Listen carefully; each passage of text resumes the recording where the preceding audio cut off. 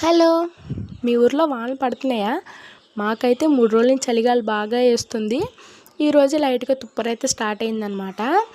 ఈ వానాకాలం వచ్చిందంటే కోల్డ్ కఫ్ ఈజీగా చేసేస్తుంది. పిల్లలకైతే తొందరగా చేస్తుంది.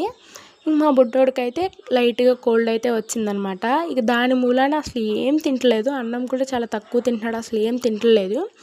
సర్లే అని చెప్పి ఆకుకూరలు ఆయన వస్తే 2 చుక్కకూర కట్టలు అయితే తీసుకున్నాను అనమాట. ఇదైతే మేము ఎప్పుడు ట్రై చేయలేదు. అంటే ఎప్పుడు చేసినా ఆకుకూరల్లో పాలకూర, తోటకూర, గోంగూర ఇవే ఎక్కువ తింటూ ఉంటాము. ఈసారి ఒకసారి చుక్కకూర కూడా ట్రై చేద్దామని చెప్పి 2 కట్టలు అయితే తీసుకున్నాను.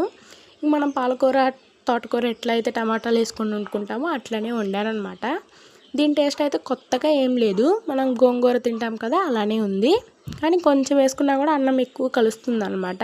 మా వాడైతే ఇష్టంగా తిన్నాడు, నచ్చినట్టుంది ఆడికి. అంతే మరి, ఉంటాను, బాయ్.